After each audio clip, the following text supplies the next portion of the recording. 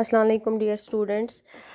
Last topic हमने पढ़ा था training of staff in OT के। हमें जो स्टाफ होता है ओटी में उनको हमें किस टाइप की ट्रेनिंग देनी चाहिए या उनको किस टाइप की ट्रेनिंग उनके पास होनी चाहिए। उससे पहले आपने पढ़ा था ओटी के बारे में कि ओटी का सेटअप कैसा होता है या ओटी का पर्पस क्या होता है, ओटी होता क्या है, then location of OT, size of different OTs and उसके बाद आपने पढ़ा था इक्विपमेंट्स जो है ओटी में कौन कौन से होने चाहिए। तो ये सारा अब आपको पता चल गया होगा ओटी के बारे में। अब आपको पढ़ना है preparation of patient for operation, कि जब हम एक पेशेंट को ऑपरेशन के लिए ले जाते हैं उस टाइम हमें कौन कौन सी प्रिपरेशंस करनी होती है। तो आप याद रखेंगे ऑपरेशन जो है 3 फेजेस होते हैं इसके। एक होता है प्री ऑपरेटिव फेज़ जिसको हम बोलते हैं बिफोर द सर्जरी या बिफोर द ऑपरेशन फेज़ जो होता है उसको हम प्री ऑपरेटिव फेज़ बोलते हैं, कि सर्जरी से पहले जो फेज़ होता है पेशेंट का उसको हम बोलते हैं प्री ऑपरेटिव फेज़। दूसरा, ये आप अपनी नोटबुक्स में लिखेंगे फेजेस जो होते हैं 3 होते हैं। First is the pre operative phase, second is the intra operative phase and third is the post operative phase. Pre operative before the surgery, जो बिफोर द सर्जरी से पहले जो फेज़ होता है उसको हम प्री ऑपरेटिव फेज़ बोलते हैं। Then intra operative phase is the phase during the surgery, जिस टाइम पे सर्जरी हो रही होती है उस टाइम पे जो टाइम चल रहा होता है या फेज़ चल रहा होता है उसको हम बोलते हैं intra operative phase. And third जो है that is post operative phase after the surgery, जब सर्जरी हो गई होती है पेशेंट की तो उसके बाद जो टाइम होता है उसको हम बोलते हैं पोस्ट ऑपरेटिव फेज़। तो ये आप लिखेंगे pre means before the surgery, intra means during the surgery and post means after the surgery. ये 3 फेजेस होते हैं। तो आज हम पढ़ेंगे प्री ऑपरेटिव प्रिपरेशंस, कि प्री ऑपरेटिव प्रिपरेशंस हमें क्या क्या करनी होती है। सबसे पहले जो है drugs that the patient is receiving are noted. जो सर्जरी से पहले 24 आवर पहले या 2 डेज़ पहले जो है पेशेंट ने रिसीव की होती है ड्रग्स, वो सारी हमें नोट डाउन करके रखनी है। वो उस सारे का हमें रिकॉर्ड रखना है, डॉक्यूमेंटेशन रखनी है उन ड्रग्स की, ताकि हमें पता चले कि पेशेंट ने कौन कौन सी मेडिसिन्स ली है, किस टाइम पे ली है।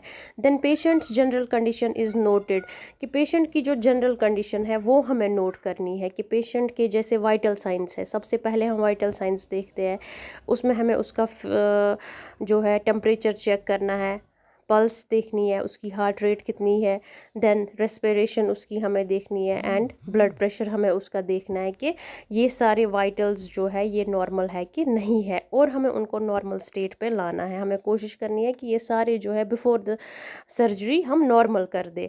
Then physical examination of the patient, जो आपने ऑलरेडी 11th क्लास में पढ़ा है कि फ़िज़िकल एग्जामिनेशन हम कैसे करते हैं। From head to toe assessment हम करते हैं एक पेशेंट की, उसमें हम 4 टेक्निक्स यूज़ करते हैं। इंस्पेक्शन करते हैं, परकशन करते हैं, पैल्पेशन करते हैं एंड देन ऑस्कल्टेशन। तो वो भी हमें बिफोर द सर्जरी पेशेंट का कैरी आउट करना है फिज़िकल एग्जामिनेशन।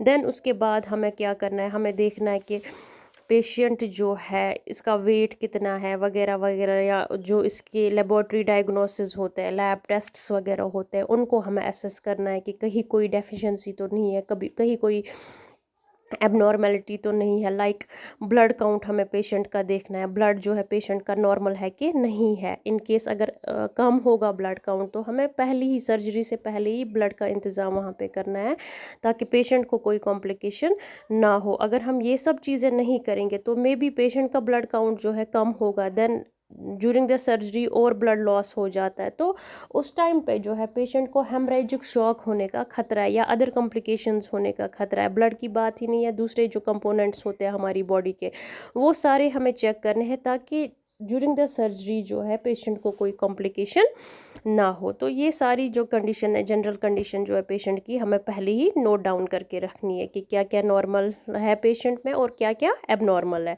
देन उसके बाद adequate diet is given and its proper digestion is confirmed.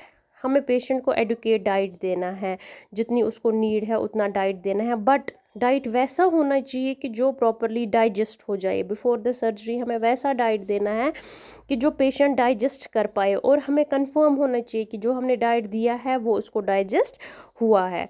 Then adequate proteins and vitamin C are given in the diet. Adequate proteins हमें patient को देने हैं, plus vitamin C हमें उसको देना है ताकि पेशेंट जो है उसको इन्फेक्शन का रिस्क कम हो जाए. Then educate liquid and water are given to the patient. If the patient is not to take anything orally, intravenous fluids are given to maintain fluid and electrolyte balance. Liquids हमें patient को देना है, plus water हमें उसको देना है. Educate water and liquids, ताकि जो उसका वाटर एंड इलेक्ट्रोलाइट बैलेंस है या फ्लूइड एंड इलेक्ट्रोलाइट बैलेंस है हमारी बॉडी का, वो प्रॉपर रहे, वो मेंटेन रहे. और अगर पेशेंट ऑरली नहीं ले रहा है, लाइक अगर पेशेंट अनकॉन्शियस है या उसके थ्रॉट में जो है कोई सर्जरी हुई है या उसके थ्रॉट में कोई प्रॉब्लम है तो वो मुंह से नहीं ले पा रहा है, देन हमें उसको इंट्रावेनस फ्लूइड्स एडमिनिस्टर करने हैं कि उसके वेन्स के थ्रू हमें उसको फ्लूइड एडमिनिस्टर करना है. The patient is prepared mentally for various investigations he और शी हैज़ टू अंडरगो. और हमें पेशेंट को साइकोलॉजिकली प्रिपेयर करना है कि बिफोर द सर्जरी आपको मे बी ये इन्वेस्टिगेशंस करेंगे, लाइक यही फिज़िकल एग्जामिनेशन हम करते हैं तो कहीं पे जो है हेजिटेशन होती है पेशेंट को, तो नहीं करने देते हैं पेशेंट्स, या अदर प्रोसीजर्स हमें करने होते हैं लाइक लैब टेस्ट्स वगैरह वगैरह, डिफरेंट प्रोसीजर्स हमें डिफरेंट इन्वेस्टिगेशंस करनी होती है बिफोर द सर्जरी. तो उसके लिए हमें एक पेशेंट को मेंटली प्रिपेयर करना है, उसको हमें पहले ही एजुकेट करना है कि अगर आप ये सब चीज़ें नहीं करोगे तो हमें नहीं पता चलेगा कि आपकी कंडीशन कैसी है. तो उसके लिए एक साइकोलॉजिकल जो है काउंसलिंग हमें पेशेंट को करनी है ताकि वो मेंटली स्टेबल रहे इन इन्वेस्टिगेशंस के लिए प्लस अपनी सर्जरी के लिए. Pre-operative investigations are done so to ensure fitness for anesthesia and surgery. और pre-operative investigations जितनी भी मैंने आपको अभी तक बताई, डाइट के बारे में, कंडीशन के बारे में, या जो इलेक्ट्रोलाइट वगैरह बैलेंस है उसके बारे में, तो ये सारी इन्वेस्टिगेशंस हमें इसलिए करनी है ताकि हमें ये लगे कि पेशेंट जो है वो फिट है सर्जरी के लिए या एनेस्थीसिया के लिए. क्योंकि एनेस्थीसिया एक ऐसा प्रोडक्ट होता है जब हम बॉडी में एडमिनिस्टर करते हैं तो हमारी सारी नर्व सप्लाई जो है ब्लॉक हो जाती है और उससे हमें फील नहीं होता है कि हमारे साथ क्या हो रहा है. तो ये हमें इंश्योर करना है कि पेशेंट जो है एनेस्थीसिया के लिए प्रिपेयर है प्लस सर्जरी के लिए प्रिपेयर है.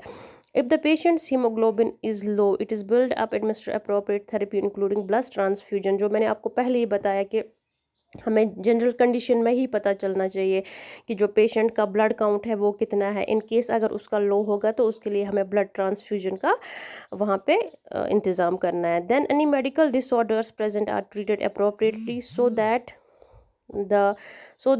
दे are under control at the time of surgery. और अगर हमें लगता है कि फॉर एग्जांपल अगर हमें पेशेंट की कोई सर्जरी करनी है प्लस यहाँ से पेशेंट जो है डायबिटिक है, उसको डायबिटीज़ है, तो हमें सर्जरी से पहले जो है उसकी शुगर लेवल मेंटेन करनी है ताकि सर्जरी के टाइम हमें कोई प्रॉब्लम ना हो. A written informed consent is obtained from the patient and his relatives for the operation to be performed.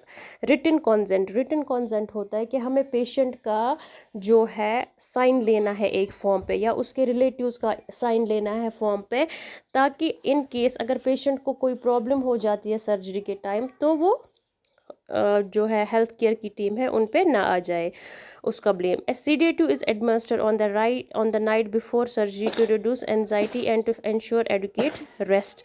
और सेडेटिव्स ऐसे ड्रग्स होते हैं जिनसे हमें रेस्ट हम करते हैं या नींद हमें आ जाती है, तो वो हमें पेशेंट को देने हैं एक रात पहले ही ताकि पेशेंट जो है उसकी एंजाइटी रिड्यूस हो जाए प्लस उसको एडुकेट रेस्ट मिले. Then simple enema is given on the monitoring for operation so as to empty the rectum or lower colon. तो enema हम ज़्यादातर उन पेशेंट्स को देते हैं जहाँ पे कॉन्स्टिपेशन वगैरह रहता है ताकि जो पेशेंट्स है उनका लोअर कोलन जो है इंटेस्टाइन्स वगैरह वो एम्प्टी हो जाए, उनमें कोई फीसिस वगैरह ना रहे. देन उसके बाद स्टमक जो है decompressed using a naso gastric tube in case of intestinal obstruction. अगर किसी को इंटेस्टाइनल ओब्स्ट्रक्शन है तो वहाँ पे हमें जो है नेजो गैस्ट्रिक ट्यूब का इस्तेमाल करना है, वो हम नाक के थ्रू डालते हैं और स्टमक में. ये मैं आपको आगे अलग से पढ़ाऊँगी कि नेजो गैस्ट्रिक ट्यूब का पर्पज़ क्या होता है प्लस किन किन कंडीशंस में हम ये यूज़ करते हैं. Then vital parameters are checked and recorded twice a day. Plus vital parameters यही जो वाइटल साइंस होते हैं, टेम्परेचर, पल्स, रेस्पिरेशन, बीपी वगैरह, ये हमें दिन में 2 बार लेने होते हैं ताकि हमें पता चले कि जो पेशेंट है उसके वाइटल्स कैसे हैं. तो ये सारी जो है प्री प्रिपरेशंस में आता है, जो हमें सर्जरी से पहले कैरी आउट करना है to assess the condition of the patient and to ensure whether the patient is fit for the surgery और नॉट। तो इंशाल्लाह नेक्स्ट क्लास में हम पढ़ेंगे लोकल प्रिपरेशन फॉर सर्जरी क्या होती है। तो अभी आप इतना याद रखेंगे और ये आप देखेंगे और लिखेंगे भी कॉपीज़ पे अपनी। तब तक के लिए अल्लाह हाफिज़।